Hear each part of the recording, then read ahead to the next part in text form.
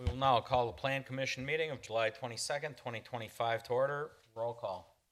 Bouch here. Lorick here. Gavich here. Guzikowski here.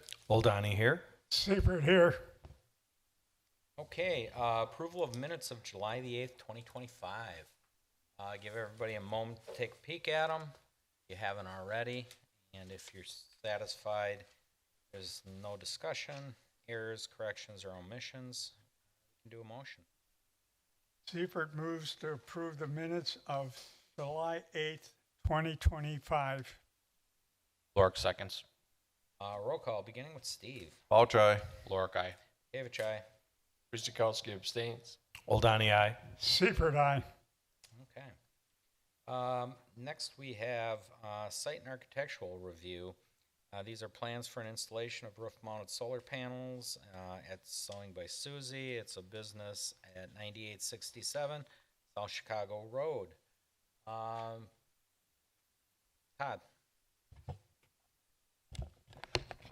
Can you hear me? Yes, thank you, Mr. Mayor. As you had mentioned, this is a building that's on the corner of Chicago Road, South Chicago Road and East Fitzsimmons Road, and is currently occupied by Sewing by Susie. It is zoned B4 General Business District, and they are proposing to install roof-mounted solar panels on their existing building, shown on the screen there. And so they're intending to install 22 flush-mounted solar panels pictured on the screen. Those are a version of what the panels will look like. And you can see from the site plan as to location of where they'll be putting those on the southwest facing downward pitch of the gabled roof. And as you can see it on the left, that's what it currently looks like. And we'll be adding those, proposing to add those solar panels. I believe applicants here if you have any questions. Otherwise, we have suggested motion for you on the screen. Okay, wonderful. Applicant with us, you want to say something? Come on up, sir. You want to make a statement? I need you on the microphone. We'll need your name and address for the record. My name is Jason Weber, and I work for Arch Solar, and I was the designer of that system. Okay, great. Well, stand by and we'll see if the commissioners have any questions. We'll start with Steve. No questions. Craig? No concerns. Chris? No concerns. Don? Just a couple questions. How many workers are you going to have working on this, would you say, at peak? 3 probably. 3, okay. What we have, different crews depending on whether they're working with the DC work on the roof versus the licensed electricians that are doing the final connections into the electrical panel. All right. Yeah, that was my next question. I want to make sure everyone's licensed up. Absolutely. Okay. All right. No other questions at this time. Fred? No questions at this time. Okay. I have none myself, as long as I'll properly permit it and inspect it and the whole thing. But There's no further discussion. I will ask for a motion. Lorick moves to approve. Seifert moves that the Plan Commission approves the site and architectural plans for the installation of roof-mounted solar panels at Sewing by Susie at existing business located at 9867 South Chicago Road be approved with the following conditions. 1, that all relevant code requirements remain in effect.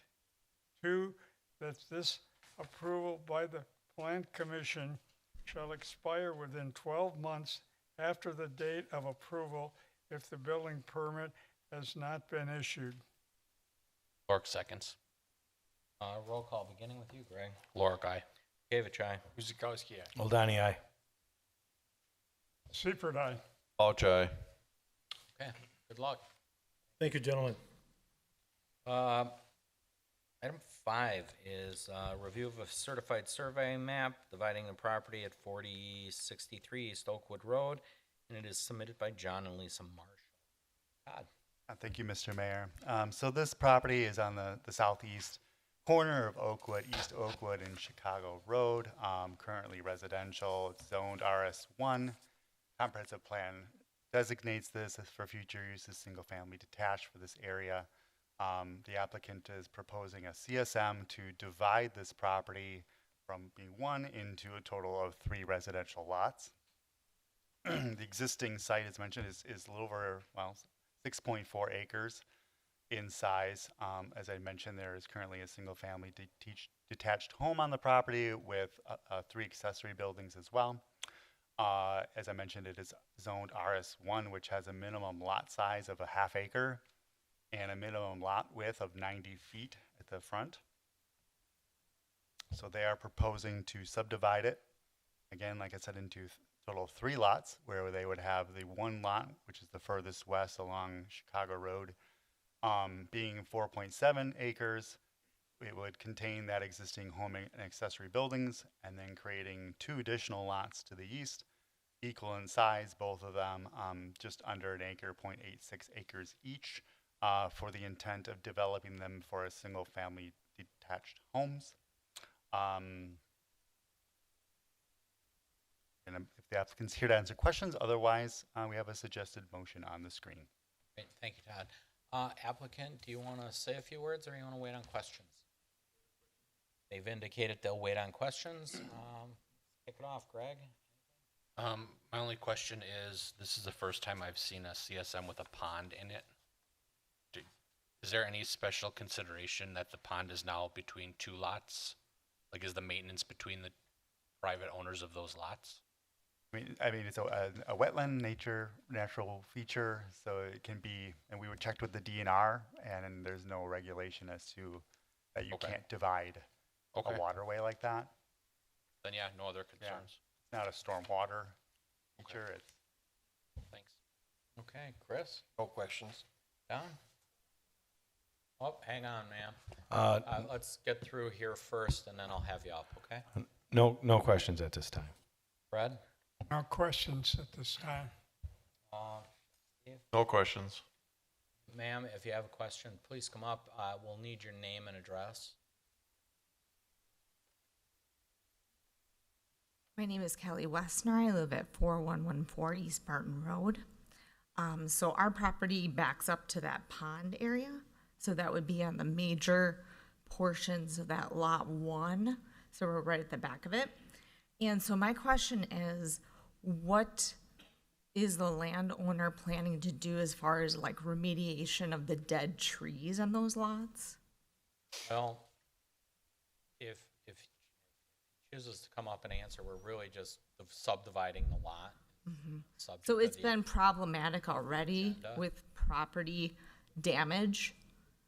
So if they're going to sell the lots, is that something that they're going to do, is remediate those dead trees so that we don't continue to have these issues? Well, as of right now, I mean, I'm assuming it's an intended sale, but right now he's just taking it and restructuring the map and dividing the lots. But I will ask him if he'd like to come up and Okay. address it.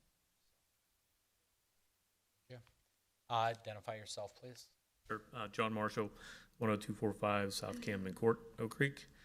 And yeah, to address the trees, we've had this property for 7 years. When we bought the property in 2018, it was much, much more overgrown. Many trees down, outfalls plugged, and we spent several years cleaning it up. And it's an ongoing, trees are ongoing in that property. It's had many years of basically neglect. But I'm not taking trees down. I don't. When they come down, I cut them up and we process them once they're on the ground. So I would say that, the plan isn't to go hunt for dead trees and take them down, but when they come down, we take them down over time, which, I just did a few this past weekend. Thank you. Appreciate it. I realize it's not a subject of the agenda, but just trying to be fair about that. That's the answer, ma'am. Okay. Anything else? Okay, seeing none, motion on, that's 5. Cork moves to recommend to the Common Council that the certified survey map dividing the property at 4063 East Oakwood Road be approved with the following conditions. Number one, that all green infrastructure and/or stormwater management requirements are submitted for review and approval to the engineering department prior to submission of building permit applications for lots 2 and 3. And 2, that all technical corrections, including but not limited to spelling errors, minor coordinate geometry corrections, and corrections required for compliance with the municipal code and Wisconsin statutes are made prior to recording. Seifert seconds. Roll call, beginning with me. Aye. Guzekowski, aye. Oldani, aye. Seifert, aye. Pouch, aye. Lorick, aye. Okay, good luck to you. Item 6 is consideration of a conditional use permit with conditions and restrictions for a drive-through for a proposed multi-tenant commercial building to be located at 8355 South Howell Ave. Todd?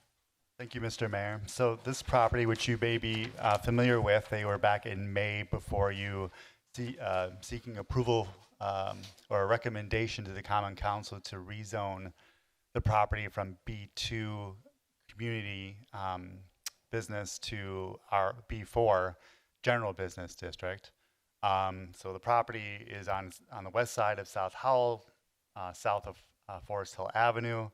And so they've come back now to seek a recommendation for a conditional use permit for a drive-through for a proposed multi-tenant retail building on site to be built. So the drive-through for their operations, they are looking at to have the hours between 6 a.m. and 8 p.m. daily. They predict approximately 250 customers for the drive-through Monday through Friday, and 300 customers a day for the drive-through Saturday and Sunday, and that will be about 50% of their customers total that will be visiting this site. So access for the site, as you can see, they have no direct access onto South Howell.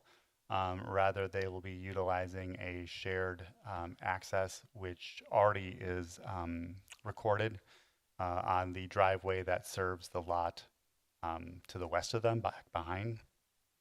So that's where cars will be coming in and out. They note that their peak hours will be Monday through Friday at 8 a.m. to 11 a.m. and then on the weekends it'll be 9 a.m. to noon, and they estimate that they will have anywhere from 6 to 8 vehicles stacked at that time during those peak hours. As you can see from their concept at this point, site plan is that they have one order menu board or order box menu board that's on the east facade of the building. They have one 12-foot wide drive-through lane. Again, that would be passing along the front of the building to the drive-through window on the north side of the building. They have 4 cars stacking from the order box backwards, and then 4 cars between the pickup and the order. So those are requirements, meet the requirements as far as stacking for drive-throughs.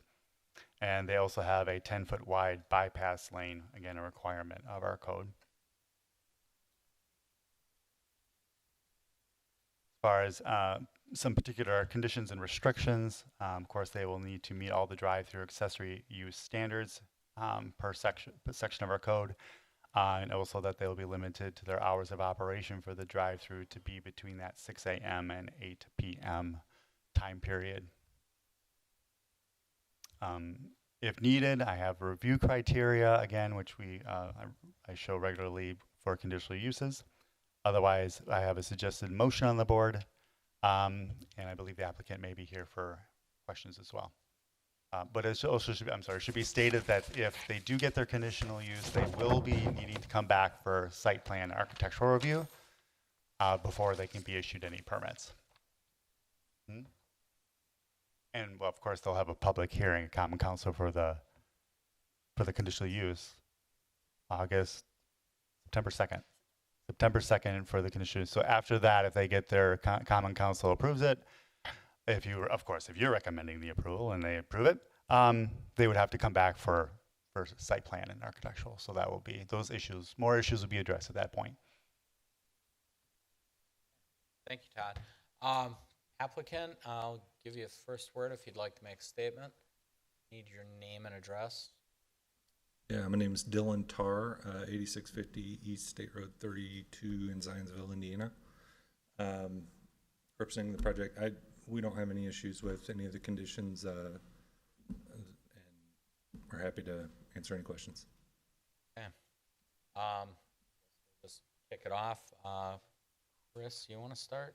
Well, this is in my district, and I have not gotten any calls or complaints about it. So I'm good with what I've seen so far. Okay, Don? No, not any questions right now. Thank you. Okay, Fred? Yeah, I have a question about the drive-through. The area between the sidewalk and the drive-through, it appears that there's some hedges that you have along that. Are they big hedges, small, whatever? I'm just looking at protection for the sidewalks and the pedestrians that walk by in case somebody decides to pull out of the lane. And so is there some protection for the pedestrians? We haven't fully designed it yet, but are happy to work with staff to address that concern. I would think that they would be, mature height, they're minimum 3 foot tall. Okay. So there would be some protection then for the pedestrians on the sidewalk there. Yeah. Okay, thank you. Thanks, Fred. Steve? I was just wondering, is there any concerns about the amount of parking that is there, depending on what's going to be going in the retail part of the building? That there's going to be enough parking for? Like Todd said, I think the bulk of users for the coffee user are going to be, 50% is going to be through the drive-through. So we think that there's adequate parking. Okay, no other questions. Greg? Being that we're here for the conditional use, I don't have a concern so much as the conditional use for the property. It's right on Howell. I think it's appropriate to have a drive-through for a coffee shop if that's what it ends up being. I know we're not here for the site plan, but I think this was brought up during the rezone. At least I brought it up. I don't like the fact that it looks like the back of the building is facing Howell and the queue is right on Howell. So again, I have no problem with the conditional use, but when it comes forward for site plan review, I don't know that I would support the rear of the building facing Howell, if that's what it looks like is, and the queue is just up against Howell as well, being the main street. But as far as the conditional use, I'm good with it. Okay. Just a question, is that something additional architecture on the east side could address? Potentially, I mean, if it looks more like A front? main front side Okay. of the building. I mean, ideally, you'd pull that queue and put it off to the side a little bit, so it's not just lined up cars in front of the business as people are driving down Howell Avenue. But I'm also not a site planner. I just Yeah. am giving my 2 cents. Noted. Thank you. Okay. Boy, Greg, I couldn't have said it better myself, quite frankly. You're right. I don't have a problem with the conditional use, but Greg just really teed it up right as I look at that. I got a brick wall and a queuing lane right on Howell. Not impressed. If you could take that thing and spin it 180 and put the coffee shop to the south and the retail the other way, the front windows would face Howell. Your people would come in, turn right, queue that way. You're going to have 300 cars a day and 50% on a drive-through. So 150 cars going through there. I mean, it's 300 customers a day, and that's the 50. Otherwise, there's 600 customers, so 300 cars. On the weekend is what I understand. So I mean, I see what happens at some coffee shops that are queued up to the road. And I know they won't be into the road, but they're going to snake around this building. I think there's more than 8 at times. People just ain't ordering coffee black and I'm out of here. So again, I don't have a problem with the conditional use, but I would really work with staff concerning that because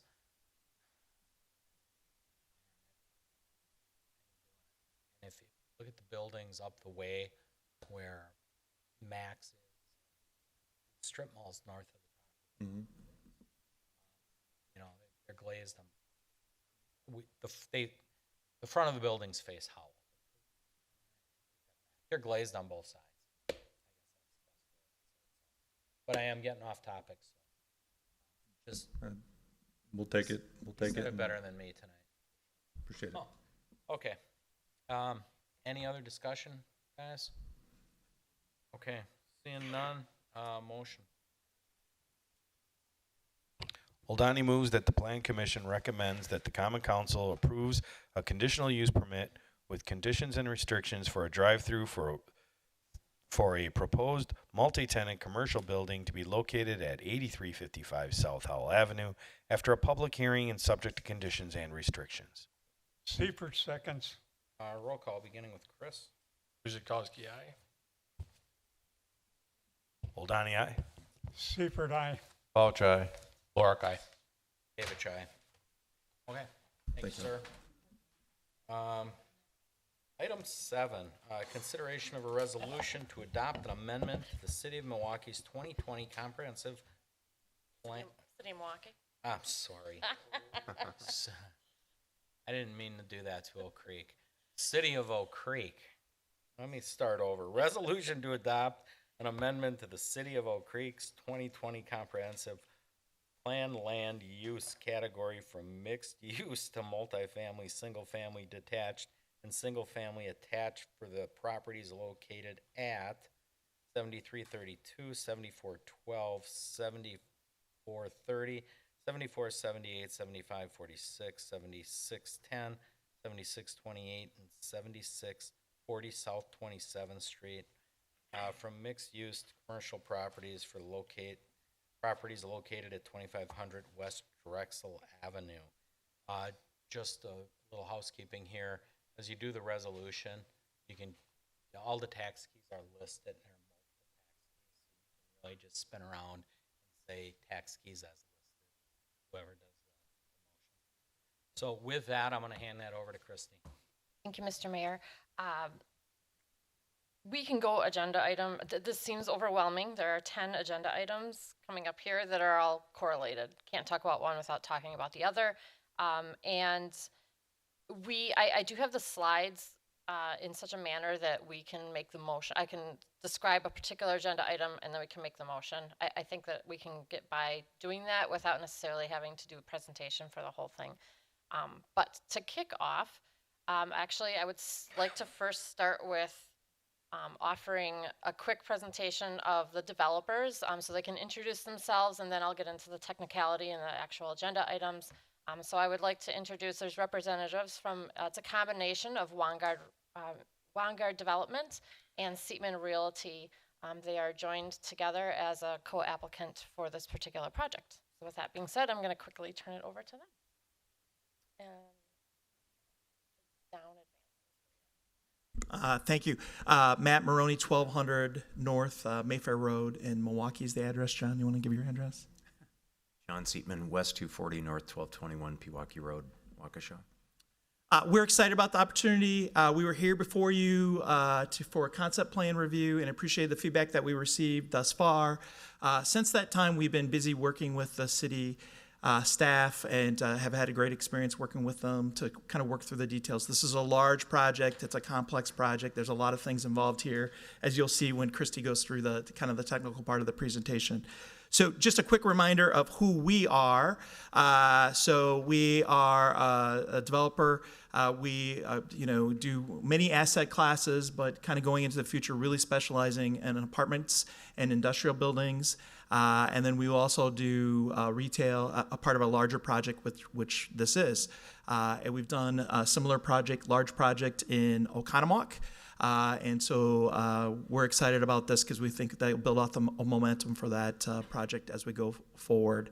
We have great reputation scores We have 2 projects listed in the top 1% nationally as far as our property management goes. We have those same 2 properties are ranked in the top 5 in the state for tenant satisfaction. So we take great pride on providing great customer service. We have on-site leasing consultants. We have on-site property maintenance techs as well. So if there's a problem with their unit, we respond within 24 hours and hopefully can resolve it that quickly. But sometimes it takes a little bit longer. So just a little bit, there's a lot of discussion about multifamily, anytime a multifamily project comes forward. I thought it's always helpful to take a look at a little bit of our demographics. So this is across our portfolio. So you'll see the median income is $93,500. Household median income in Oak Creek is $93,000. Our median age is 32. We have 1.1 cars per unit. 0.45 pets per unit, and only 0.03 children per unit. So that's a lot of times when we hear just a lot of questions like, who lives in these? What are they like? What's their demographics? And my main message is they're people just like me and you that want to have a high quality living experience as we go forward. So it's a little bit about Wangar Partners, and John and I will be available throughout the presentation to answer any kind of technical questions once Christy goes through it as well. But I have the great privilege, when we were doing this, there's a large single family component to this, and we wanted to partner with what I consider the best single family residential developer in Southeast Wisconsin. So we reached out to the Seatman team. We're fortunate to have them. John will talk about what makes them unique with their developments and how this fits into this special piece of property.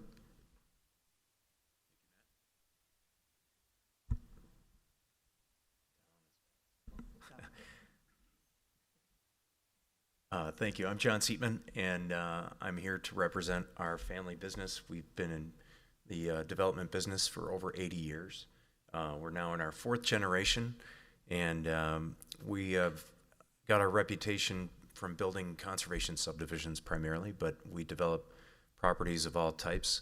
And we want to really put an emphasis on architecture and quality design, and we've won awards locally and nationally for our work. We're very proud of our developments and take people through many of them years after they've been built. So this is something that we like to present to you as a lasting legacy of our family's work. So the conservation subdivision concept is one that's built around common areas and common amenities.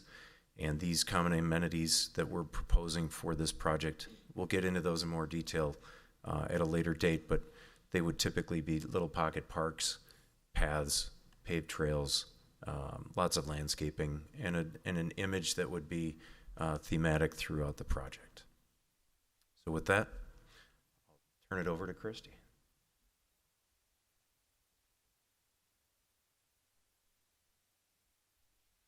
Okay, so the first agenda item is a resolution to amend the comprehensive land use map category. The current zoning of this 115 plus acres, it's an eclectic mixture. We've got single family, RS1 and RS2. We have 2 family residential, equestrian residential, B4, and floodway. The proposal is to do the comprehensive plan amendment, but also to amend the official map. 3 rezonings, 2 PUDs, and 3 CSMs. So first, let's talk about the comprehensive plan. So this land is owned by Northwestern Mutual and its subsidiary, Walden OC LLC. The Northwestern Mutual name owns the 28 acres on the south, highlighted by the polygon that you see there in front of you, and then Walden OC LLC owns the 87 acres to the north. All application types except one focuses on the 87 acres, but the first that focuses on both areas is this comprehensive land use map amendment. Walden OC and Northwestern Mutual is also a co-applicant to all of the agenda items before you, and they have submitted a letter supporting all of the applications. So the comprehensive land use map as it is today identifies all of this land along 27th Street as mixed use. This is the plan that Seatman and Vanguard have submitted, which has all residential focus on the northern 87 acres and then commercial solely on the bottom 28 acres. And I keep referring this to the north and south because it is split by about a 15-acre site highlighted in yellow in front of you by a third unrelated party who is not interested in being a part of this development. So that's why I keep referring it to the north and south. So it's not a cohesive development from that perspective because we have a 15-acre gap in between. So the comprehensive land use plan defines mixed uses as properties that contain multiple distinct uses. If there was a cohesiveness with this, if there wasn't the 15-acre gap, it would meet that definition. But because we have of the current situation that the land use is in today, it doesn't quite meet that mixed use definition. And so what they're proposing to do is identify the northern portion, the 87 acres, as a variety of residential uses, and then the southern 28 acres as commercial. So in the report, I often refer to areas that the developer has carved out, and they're identified by certain types of uses. So we have area C north, C south, D, E and F, and then G north and G south. So everything that I'm going to talk about here in the future is going to refer to those different shaped polygons and areas. So the proposal for the comprehensive land use map is to change the northern 87 acres to the identifications that you see in front of you. The light blue is identified as single family detached. That's areas G north and G south. So those are your single family lots. The brown in the middle is single family attached. So those are quads and side-by-side condos. And then the cream color is identified as multifamily, and that's exactly what it is. It's apartments, 3-story apartments, and then the 2-story walk-up flats. So that is the proposal for the top 87 acres for modifying the comp plan. And then the southern 28 acres are proposed to be just a straight out commercial as far as land use. So that summarizes the first agenda item, the resolution. It's the state statutes do require for a comp plan amendment that the Plan Commission adopt a resolution which signifies its support of the comp plan map amendment, and then the Common Council adopts an ordinance which actually changes, it's kind of like zoning, changes the plan officially. So with that, the action item, the suggested action item is before you for item number 7. Okay. We'll put up any questions to the presentation we had. Don, you want to start? Yep. So I guess, I mean, it all sounds good. So what's the difference between, because it sounds like we're rezoning.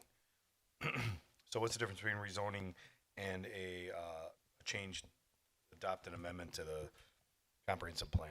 Sure, yeah, that's a good question. I'm sorry I didn't explain that well. So the city has a comprehensive plan. Every municipality in the state of Wisconsin does. It's basically a crystal ball of future land uses.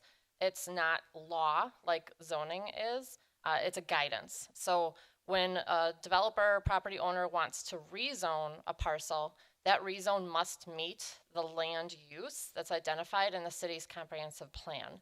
In this case, what we'll get to eventually are the rezonings to zone it. Sorry, I should have looked No, at no, it. this is no, I'm glad you I asked. see it now. I'm glad you asked. I did a poor job of explaining that introduction. But the rezones must match the comp plan. So when they're rezoning, they're applying to rezone the top 87 acres, a variety of residential uses. It doesn't meet the definition of a mixed use that is identified today in the comp plan. So we are proposing to change that comprehensive plan so that the rezone eventually, step 1. And then same with the commercial, when they're proposing to someday rezone that. We're not there yet today, but they know it's going to be some type of commercial zoning district. Understood. Sorry about that. Okay. That it, Don? Yep. Fred? No questions at this time. Okay.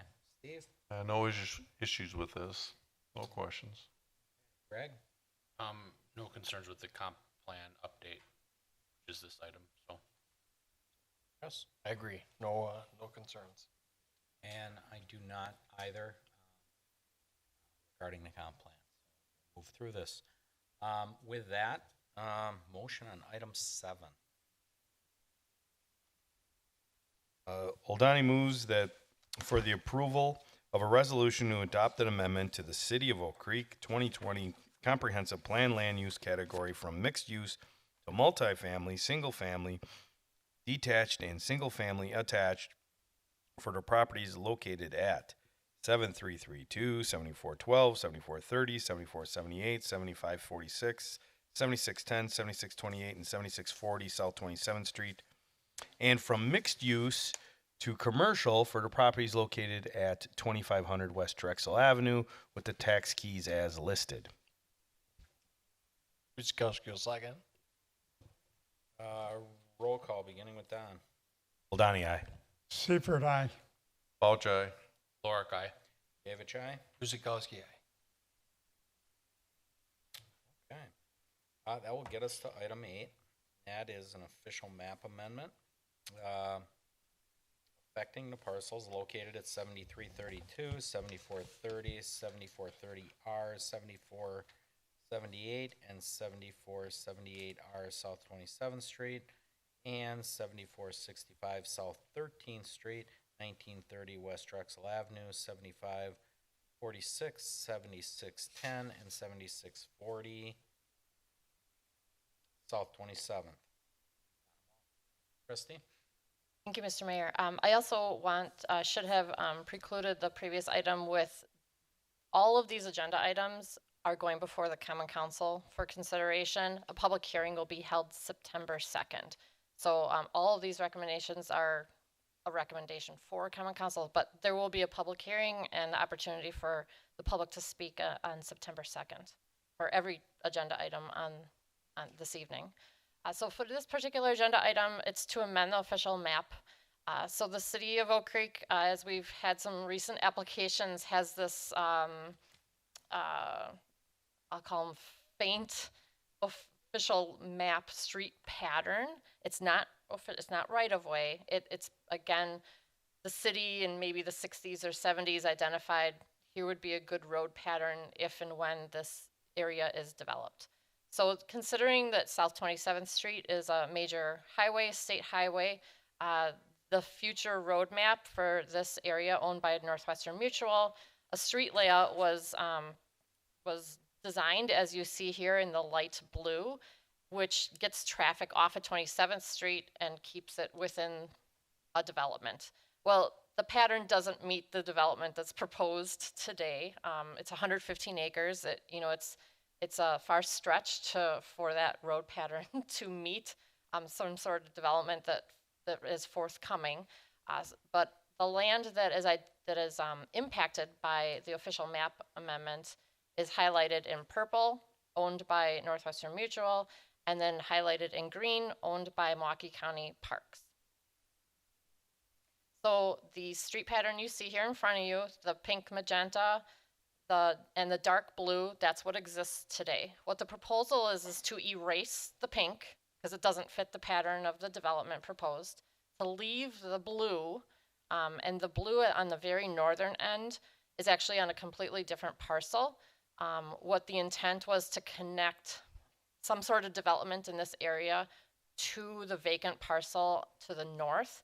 However, that vacant parcel to the north has access to Minnesota Road. So they don't necessarily need access from this development, the land owned by Northwestern Mutual.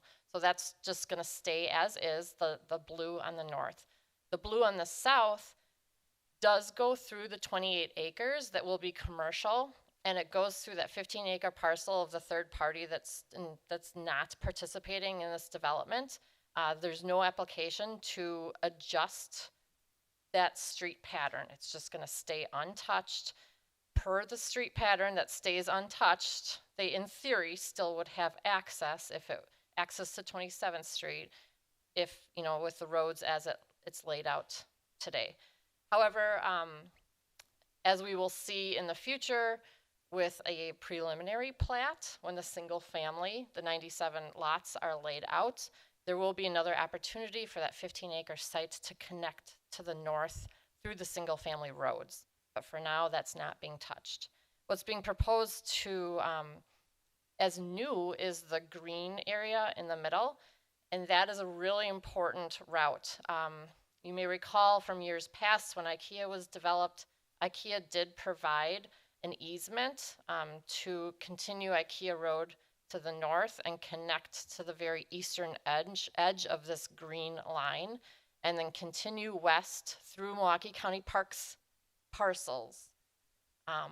So Milwaukee County has provided that easement years ago. And then what they'll do is have that road connect to 27th Street. And again, a great opportunity to get traffic off of 27th Street, get them in this development. And if they want to exit, they could go south to IKEA Way, not have to bog down 27th Street. So Milwaukee County Parks actually submitted a letter of support of this official map amendment like 2 hours after I published the report. So I wasn't able to include it in the report. But they have provided a letter of support, and they also provided copies of that easement, which you see in front of you, just reiterating that, yes, that always was the intent to connect. So with that being said, the proposed action item is before you. Again, this is a recommendation to the Common Council. Okay, thank you, Christie. We will take item 8 for questions. Fred? No questions. Steve? No questions. Greg?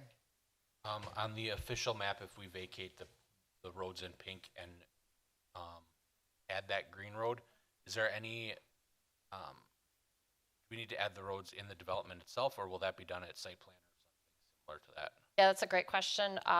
We hemmed and hawed about this a lot. Our poor engineer, Justin, did a lot of varieties of this map. We had a lot of debate. Speaking with the engineering department, we all agreed that it's best at this point to only show the east-west road because that's gonna happen no matter what development takes place here. If worst case scenario, this proposal flops, doesn't happen, we didn't wanna create new official roads that are very particular to their proposed development. So at this point, we just wanted to be safe and only do the east-west route.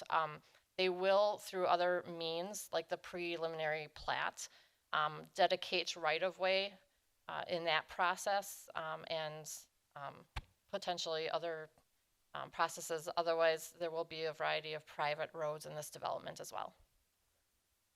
Okay, that's my only question. Okay, Chris? No questions. Don? Yeah. Greg definitely took one of my questions. Second question, the dark blue at the bottom that goes into what will be the commercial. Just kind of looking at the plans, what could look like, that really would be an impossibility. I'm just wondering why you just didn't erase that as well. Right, it doesn't match what's probably going to happen on the commercial 28 acres. The reason is because they're not far enough along in designing the 28 acres, and the developer didn't want to eliminate, in theory, the opportunity for the 15-acre parcel to still have access to 27th Street by erasing that dark blue. So you're saying there's a chance? I don't know. I don't know. We didn't want to cause problems. There will be a different street pattern that can provide an opportunity for that 15-acre site to connect either to the north or to the south or both in the future for sure. Okay, yeah, I was just wondering. It won't match that blue, yeah. Okay, gotcha. Thank you. That's it. Okay, I think we started with Fred. You guys pretty much teed it all up, and again, I do agree the green road is key, and that one's staying for sure, and the rest will get filled in as developments develop. So, with that, I have no further questions or comments, so motion. York moves to recommend Common Council approval of an official map amendment affecting the parcels located at 7332, 7430, 7430R, 7478, and 7478R South 27th Street, 7465 South 13th Street, 1930 West Drexel Avenue, 7546, 7610, and 7640 South 27th Street after a public hearing. Seifert seconds. Roll call, beginning with Fred. Seifert, aye. Pauch, aye. Lorik, aye. Kavich, aye. Guzekowski, aye. Oldani, aye. Okay, 9, rezone. Review a request to rezone all or portions of the properties located at 7412, 7430, 7478, 7546, 7610, 7628, 7640, South 27th Street, from RS1 Single Family Residential District to RS2 Single Family Residential District, RD1 Two Family Residential District, ER Equestrian Residential District, B4 General Business District, to RM1 Multifamily Residential District, and that's submitted by Mark Lake and Brian Cohn. Do you mind Christie? reading number 10 and 11 as well? Because they're all rezones and we'll just kind of talk about them together. We gonna Do- vote on them separately? You will. My presentation is. Okay, so, Yep, you'll vote on them separately, yes. okay, so hang on, guys. Because we're rezoning, we got multiple properties here, and this will probably be the last meeting, then we'll have it all in one box.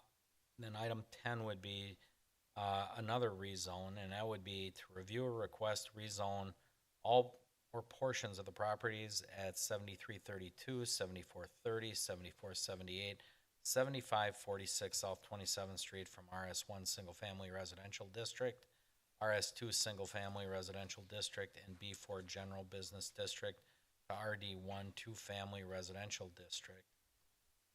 And then item 11 is also the rezone properties, and that's to review request to rezone all or portions of the properties located at 7332, 7430, 7478, 7546, 7610, 7640 South 27th Street from RS1 Single Family Residential District to RS2 Single Family Residential District, ER Equestrian Residential District to RS4 Single Family Residential District, and there'll be no change to the floodway district. Thank you. I know that was a She'll tongue sort twister. that all out. So the map in front of you kind of explains why each agenda item was super long. For example, the parcel, each parcel line is has surrounded by the black thick lines.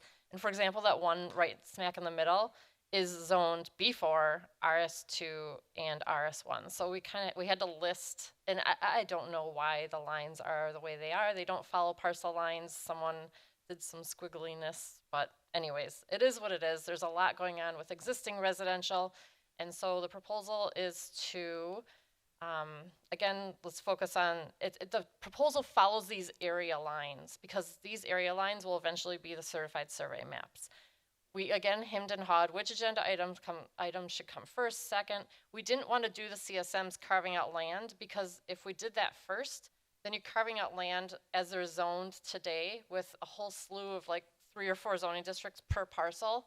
And so we wanted to first identify through legal descriptions, here's the new rezone, and then the carving out will match the same thing. So again, you have multiple areas that we're talking about. So area C North is going to, that's along 27th Street. It's going to have 2 3-story, 48-unit multifamily rental buildings with underground parking. It's going to have a clubhouse for a total of 96 units on area C North. Area C South is going to have 4 3-story, 48-unit multifamily rental buildings with underground parking for a total of 192 units on area C South. So multifamily for both area C and they're north and south because they'll be officially split by Prairie Boulevard, the new east-west right-of-way. So that's why we're kind of calling it north and south. Area D is going to have 4 2-story, 26-unit multifamily rental walk-ups with detached garages for a total of 104 units in Area D. So Area D will be multifamily as well. So the proposal for areas C North, C South, and Area D are to go to RM1 multifamily. That's the purple in the map in front of you. Area E is going to have potentially 5 ranch quad condos and four units each for a total of 20 units and a clubhouse. Area F will have 15 ranch duplex condos, 2 units each for a total of 30 units. So the zoning code has that 2-family or single-family attached zoning district for areas E and F. And just a note that Seatman and Wangard are likely going to sell that middle area, E and F, to some sort of developer who focuses on condo, single-family attached development. And then areas G North and G South will have a total of 97 single-family lots that will eventually be divided through a preliminary plat. And so that will be, proposed zoning is RS4 single-family. And again, it's a north and south because it's split by a right-of-way. So those are the proposed zoning districts, a total of 3 different zoning districts. They're just identified by the way that the land will be eventually divided. So with that, in front of you is the suggested action items for 9, 10, and 11. They can be read separately because they are 3 separate recommendations to the Common Council because there are 3 different new zoning districts. Before I just go to questions, so the top one would be 9, the middle one would be 10, bottom one would be 11. And my suggestion would be just stay clear. We take them all.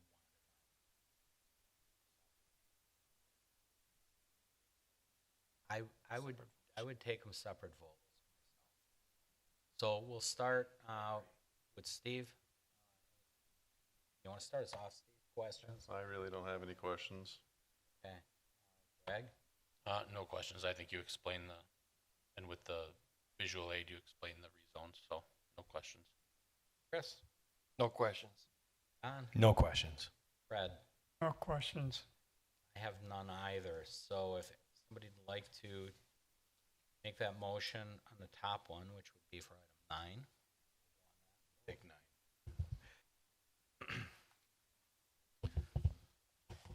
Oldani moves that the Plan Commission recommends to the Common Council approval of a request to rezone all or portions of the properties located at 7412, 7430, 7478, 7546, 7610, 7628, and 7640 South 27th Street from RS1 Single Family Residential District, RS2 Single Family Residential District, RD1 Two Family Residential District, ER Equestrian Residential District, I didn't even know that was a thing, and B4 General Business District to RM1 Multifamily Residential District after a public hearing. Lorick seconds. Roll call beginning with Steve. Pauch, aye. Lorick, aye. Gavich, aye. Guzekowski, aye. Oldani, aye. Seifert, aye. Okay, we'll now call for a motion on 10. Lorick moves to recommend Common Council approve a request to rezone all or portions of the properties located at 7332, 7430, 7478, and 7546 South 27th Street from RS1 Single Family Residential District, RS2 Single Family Residential District, and B4 General Business District to RD1 Two Family Residential District after a public hearing. Seifert, seconds. Roll call beginning with Greg. Lorick, aye. Gavich, aye. Guzekowski, aye. Oldani, aye. Seifert, aye. Pauch, aye. And item 11. Take motion on that one.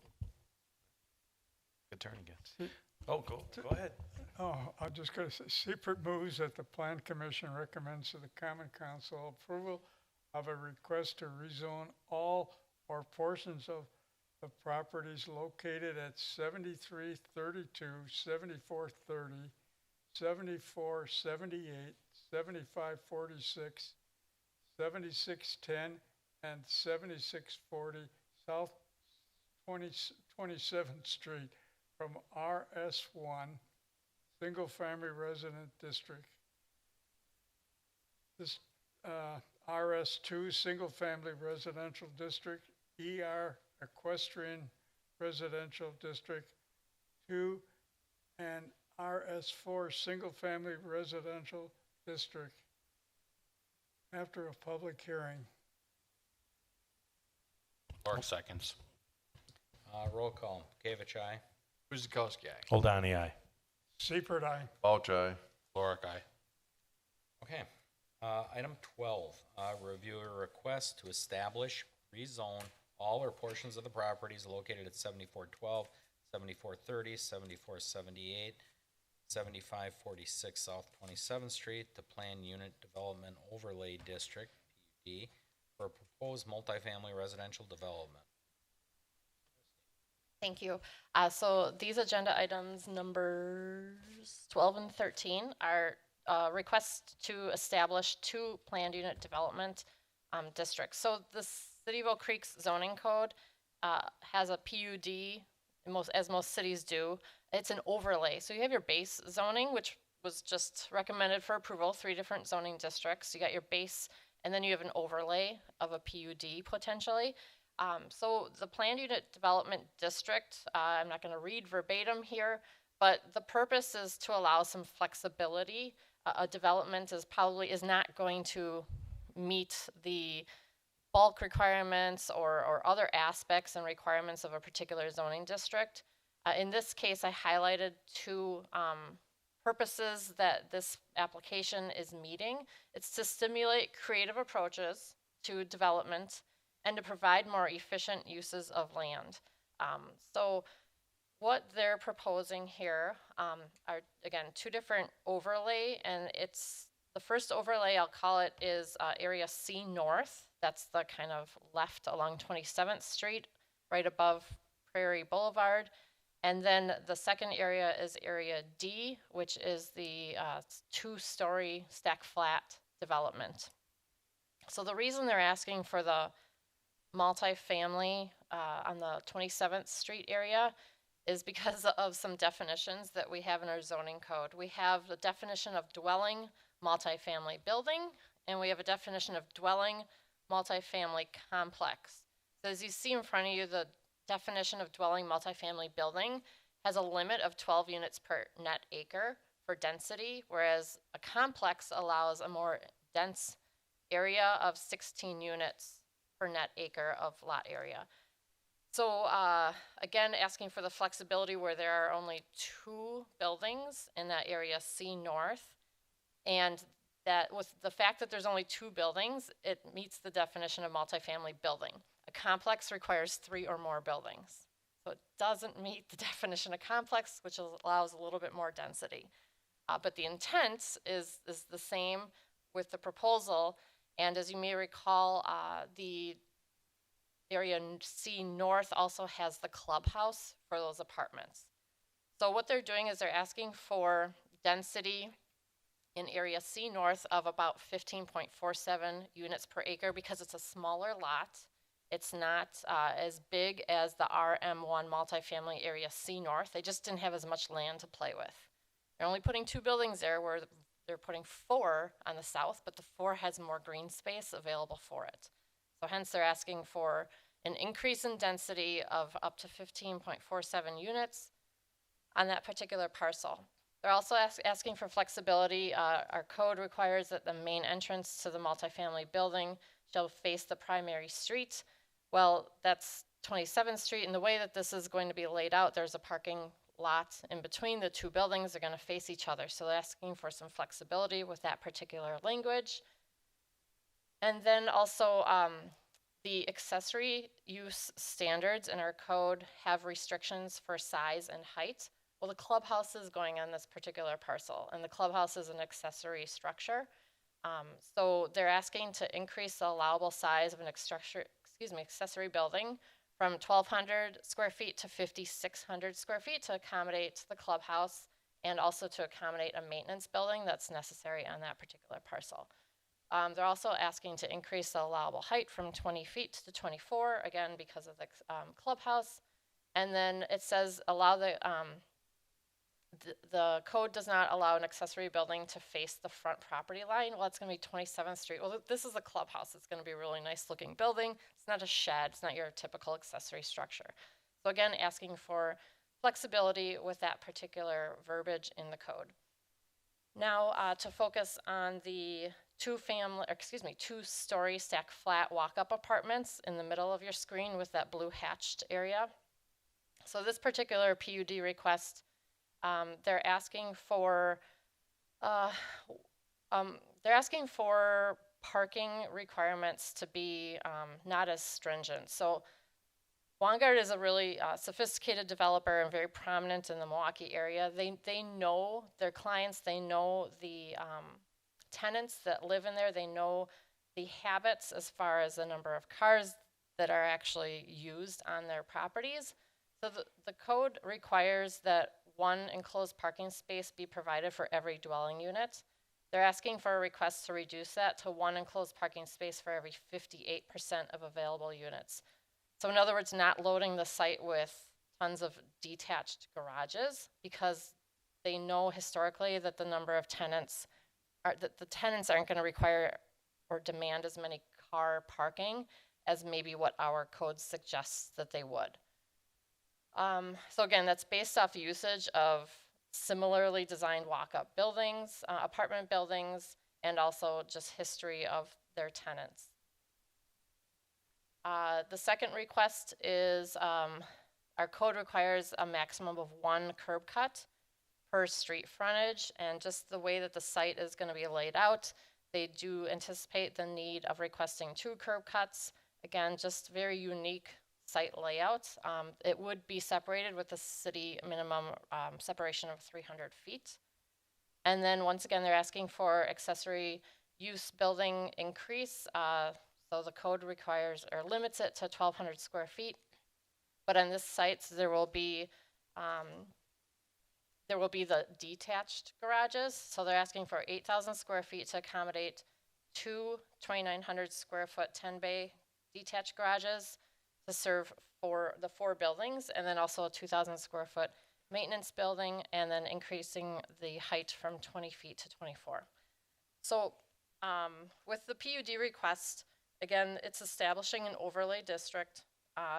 The details come through the conditions and restrictions document, and that document with the actual layout on paper of all of these particular requests would come back to the Plan Commission. We just didn't have time to hatch that all out at this time, but that's anticipated to come before the Plan Commission on August 26th.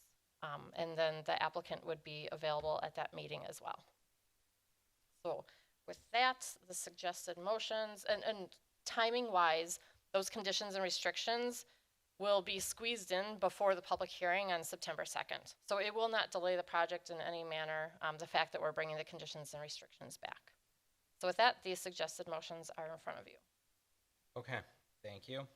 So I did not read 13 in, but motion's there for 13. So Oh, sorry, that's okay. Before we do 13, I will read it in, but we'll start with 12. Any questions on 12, Greg? No questions. Chris? No questions. Don? Which item is the, they're asking for a variance on the parking per unit? Yep, that's item number 13. It's the one that was not read. No questions at this time. Fred? I'm a little concerned about the parking.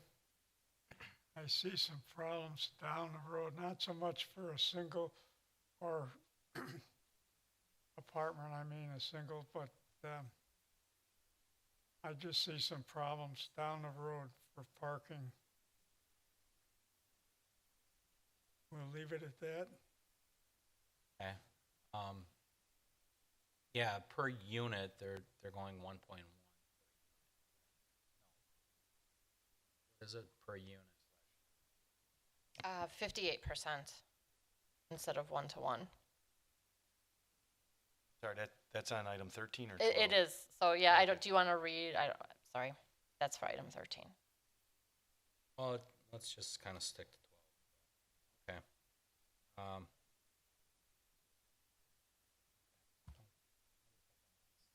Yeah. Can you explain them curb cuts a little bit? That's also for item number 13. Okay. Sorry. I guess let's just talk about the parking. You could just read the agenda item, I guess, right, and leave it open to discussion. Yeah, I guess I can read 13 right away. So 13 is a plan unit development. It's to review a request to establish, rezone all portions of the properties located at 7430, 7478, 7546 South 27th Street. Plan unit development overlay district PUD for proposed multifamily residential development. That's what we got. Kristen? Yeah, I'm going to defer those questions and Yeah. answers to the applicant, if that's on, okay, Matt. please. Thank you. You know, just kind of cover the parking in your experience because Yeah, sure. Um, So the apartment parking overall, including, just regular outdoor parking, will be 1.5 that- per unit. that's what I was getting. Yeah, Because- so there should be more than enough parking, with visitors, all that other stuff to take that into account with the amount that it's parked. Thank you So- for that clarification. If I'm understanding this right, the 58% It's is just Enclosed, that, it's just enclosed enclosed parking. attached. That's where the accessory Yeah, buildings that's. come in or the attached. The excess, the 58% is just that directly attached to the building. No, I wasn't. I- The marbles that bad. I think knew I did it was a at least poor job one. of explaining that. Sorry. I thought it was 1-to-1 somewhere. But 1 No, to 5 's yeah, even 1.1, that's generally our experience for our properties, but this will be parked at 1.5, and that's what we do at all of our properties generally, is try to be at that 1.5. Okay, thank you. Fred, does that help? Yes. Explain it. Okay. Great. Any other discussion? Yeah, no, I'm gonna stay on that. I Oh, Yeah, Steve? can you get Oh, yeah. ex- the Oh, curb it's cut. still going. Sorry, Steve. I Yeah, I was stole just- your thunder on that one. The curb cuts, I'm just curious on where these curb cuts are gonna be. That are 300 feet apart. Mark Just Lake, curious. Wangard, 1200 North Mayfair Road. If you look at the purple, essentially what the curb cuts are, it's, the code says you have to have a curb cut kind of between the buildings. The way our site, we want the curbs to come in on the outside so that everybody comes in. You can go in, go out, instead of having one come in, you go to a dead end and you come back out. So it's for area D. And it basically is having two buildings like this, and so instead of having them in the middle, we're gonna have the two curb cuts on the outside with 300 feet between them. Gotcha. It's Okay. just efficient that way for us. Okay. Thank you for the clarification. Any other discussion on either 12 or 13 at this time? Yep. Just kind of circling back to the parking. So, I think Christy did a fine job explaining it. The reducing it from one enclosed parking space down to 58 on the enclosed. Help me understand where we're talking about that. Where's that going to be? Which of these 6 areas? Because I think we had that one enclosed parking space per dwelling unit for a reason. So I kind of want to know what that's going to look like. Where's the sacrifice going to be made? Sure. So it's area D way within our development, away from 27th Street. These are the stack flats buildings, which we have a bunch down in Mount Pleasant. We have a whole bunch of them in Oconomowoc. And essentially what it is, it's a 2-story walk-up. Our buildings are 26 units apiece, and they have 10 inboard garages, which efficiently, we have studios, singles, 1s, 2s, and 3s.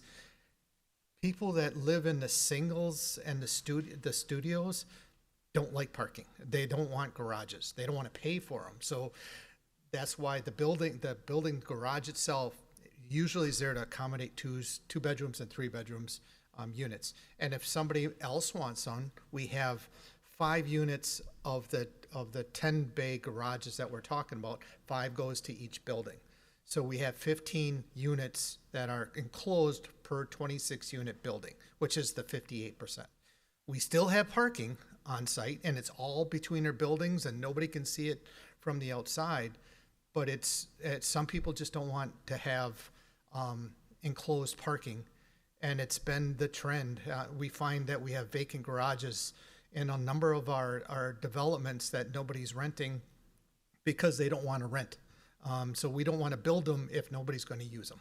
So, just curious, so why do you think that is that they don't want enclosed parking?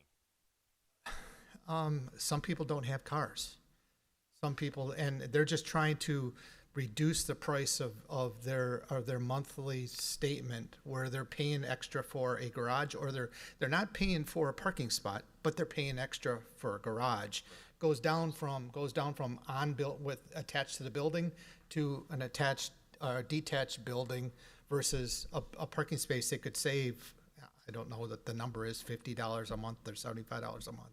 These spaces are then going to be like designated areas for people to park, reserved, not Yeah, street parking. there's no reserve parking because we have enough. We over park in terms of we're parking at 1.5 to 1. So we know that our sites are going to be anywhere on depending on the building and the number of types of people that come in. They park 1.1 to 1.5, 1.48 is a number, but some people have parked cars, some people don't. It really ties to the number of bedrooms that they have that we have, and we average 1.48 bedrooms per unit that we have. So it's closely tied to that. A great portion of that don't like garages, just don't want to use a garage. They don't want to pay for them because they're not using them. So, we tried to allow them to not have to pay for things that they don't want. Man, I wonder if these people lived through a winter yet. That's kind of what I'm wondering. One big snowstorm, and they might change their tune on that. So these reserve spaces are for residents, guests. Yep. But you feel there's enough to, if at top capacity, all the residents were home and they each had a guest, say, probably never going to happen, but you think you have enough for that? Yeah, the good thing about our stack flats even is the fact that behind every garage that's there, so there are 26 units, there's 10 garages, there's actually room to park behind it. There's a car space behind each and every one of them, which is not included in that 1.5 to 1. So we actually have 40 extra spaces. You can park in the garage. Basically park it in. Yep. Okay. All right. Yeah. No, I have a much better understanding what's going on now. Thank you. And I just zoomed in. Area D is that stack flat area that we're talking about with this particular PUD request. You can see the 4 buildings and how they're laid out with the internal parking in between those 4 buildings. Any other discussion before I call for a motion? I'm familiar with the Oconomowoc site, and it is a very nice setup and complex. Very nice. Okay, motion on 12. Oldani moves that the Plan Commission recommends that the Common Council approval of a request to establish, rezone all or portion of the properties located at 7412, 7430, 7478, and 7546 South 27th Street to Planned Unit Development Overlay District for a proposed multifamily residential development after a public hearing and subject to conditions and restrictions that were prepared for the Commission's review at their next meeting on August 26, 2025, with the tax key numbers listed. Seifert seconds. Roll call beginning with Chris. Guzekowski, aye. Oldani, aye. Seifert, aye. Vouch, aye. Lorick, aye. Gavich, aye. Now we'll take 13. I'll do this one. Vouch moves that the Plan Commission recommends that the Common Council approval of a request establish rezone all or portions of the properties located at 7430, 7478, and 7546 South 27th Street to Planned Unit Development Overlay District PDU for a proposed multifamily residential development after a public hearing and subject to conditions and restrictions that will be prepared for the Commission's review at their next meeting, August 26, 2025. Lorick seconds. Roll call beginning with Don. Oldani, aye. Seifert, aye. Vouch, aye. Lorick, aye. Gavich, aye. Guzekowski, aye. Okay. Now, we're gonna get to item 14 and 15 and 16, so I'll read all three, I guess, and we'll move on from there. So 14 is a review of a certified survey map subdividing and reconfiguring all or portions of the properties located at 7332, 7412, 7430, 7478, 7546, 7610, 7628, and 7640 South 27th Street. Item 15 is a review of a certified survey map subdividing and reconfiguring all or portions of the properties located at 7332, 7412, 7430, 7478, and 7546 South 27th Street. And lastly, on 16, once again, is a review of a certified survey map subdividing and reconfiguring all or portions of the properties located at 7430, 7478, 7543, 7610, 7628, and 7640 South 27th Street. Christine. Thank you, Mr. Mayor. Just a preface, the Milwaukee County has reviewed each of the certified survey maps as they were drafted. They did provide us technical comments, which have been provided to the surveyor, and revisions have already been resubmitted to the city. Just, some minor technical modifications are required. Excuse me. So with certified survey maps, the state statute dictates that you can't create more than 4 lots per CSM. So that's why we're going this route of a CSM unofficially number 1, unofficially number 2, and unofficially number 3 to get to the final product of 9 different lots. So the first certified survey map takes the 87 acres to the north and divides it into 4 different parcels, which are identified in the map before you. We have a very small lot 1, which is going to be one of those 97 single-family lots. It's its own lot because there's complexity. There's some state trans 233, something about access to 27th Street. Can't have access with a preliminary plat. So therefore, we're starting off the first parcel as just its own lot through this CSM, so that we've got 4 different lots created, dividing the 87 acres. The first one is 0.38 acres in size, again, to be used as single family. Lot 2 creates an 18-acre lot to be used as the single family homes, which will be rezoned to single family RS4, and that covers all of area G North. Lot 3 is going to be 24 acres. This covers all of all of area C North, area E, and area F. And then lot 4 is 39, just shy of 40 acres, and that covers area C South, area D, and area G South. It also dedicates the east-west public road, Prairie Boulevard, which totals 4 acres in itself for the right-of-way. So with that being said, sorry, I'm just going to explain the 3 here. And then CSM 2 creates lots 5 and 6. So what we did is we took 24 acres in CSM 1, and now we're creating lot 5 and 6, which will be 7 acres. Lot 5 is going to be the area C North, which will have that PUD overlay, and it's zoned to RM1 multifamily. Lot 6 will be 17 acres, and that's that middle EF, the condo area, for just over 17 acres, and that will be rezoned the RD1 2-family residential district.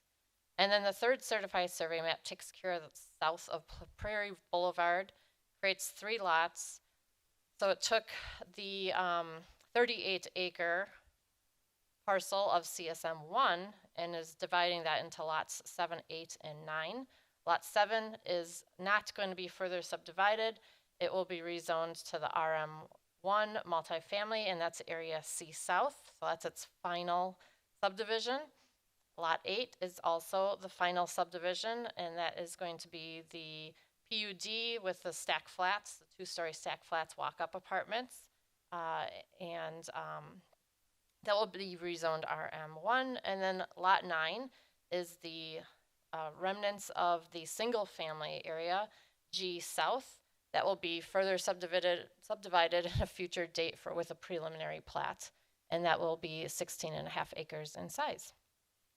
So with that being said, item 14, I'm doing them individually because they have like those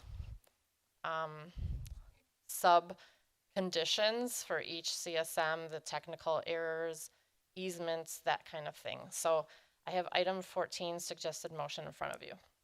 Okay, thank you, Christy. Discussion on 14. Greg? So I'm just gonna clarify for my own understanding. Item 14 is taking all the residential property now and making 4 lots. Second, item 15 is taking one of those lots and dividing it more into another CSM. And item 16 is taking another lot from that first CSM and subdividing it more. Correct? That is correct. Okay. I got it. Yep. I'm good then. Chris? I'm good, thank you. Don? No questions. Fred? No questions. Steve? No questions. No? That was a great explanation. Yeah. All right. Let's call for a motion on 14, please. Steeper moves that the Plan Commission recommends to the Common Council that the certified survey map subdividing and reconfiguring all of or portions of the properties located at 7332, 7412, 7430, 7478, 7546, 7610, 7628, and 7640 South 27th Street being approved with the following conditions. 1, that all technical corrections, including but not limited to spelling errors, minor coordination, geometric corrections, and corrections required for compliance with the municipal code and Wisconsin statutes are made prior to recording. 2, that new units easements as applicable and where possible be added prior to recording. Clark seconds. Roll call, beginning with Fred. I'm sorry, Steve. No, Fred. Sleeper aye. Pouch eye. Lorick, aye. Kavich, aye. Guzekowski, aye. Goldani, aye. Okay. It's a little confusing. Next, we'll go with 15. That one. Goldani moves that the Plan Commission recommends to the Common Council that the certified survey map subdividing and reconfiguring of all or portions of the properties located at 7332, 7412, 7430, 7478, and 7546 South 27th Street be approved with the following conditions. 1, that all technical corrections, including but not limited to spelling errors, minor coordinate geometry corrections, and corrections required for compliance with the municipal code and Wisconsin statutes are made prior to recording. 2, that new utility easements as applicable and where possible be added prior to recording. Clark seconds. Roll call, beginning with Steve. Pouch eye. Lorick, aye. Kavich, aye. Guzekowski, aye. Goldani, aye. Sleeper aye. And now we'll take 16. Clerk moves to recommend to the Common Council that the certified survey map subdividing and reconfiguring all of or portions of the properties located at 7430, 7478, 7543, 7610, 7628, and 7640 South 27th Street be approved with the following conditions. Number 1, that all technical corrections, including but not limited to spelling errors, minor coordinate geometry corrections, and corrections required for compliance with the municipal code and Wisconsin statutes are made prior to recording. And 2, that new utility easements as applicable and where possible be added prior to recording. Guzekowski, second. Roll call, beginning with Greg. Lorick, aye. Kavich, aye. Guzekowski, aye. Goldani, aye. Sleeper aye. Pouch eye. Okay. We made it. I want to thank everybody for their attention and understanding and patience for this. It was a lot to get through, but very necessary for a really great project that can possibly take place there. Some undeveloped land in Oak Creek, and add to our residential base. So, thank you, folks. All right. With that, motion to adjourn. Seifert moved to adjourn at 7:28. Clark seconds. Roll call. Bukevich, aye. Guzekowski, aye. Oldani, aye. Seifert, aye. Bouch, aye. Lorick, aye. All right. Thank you, everybody.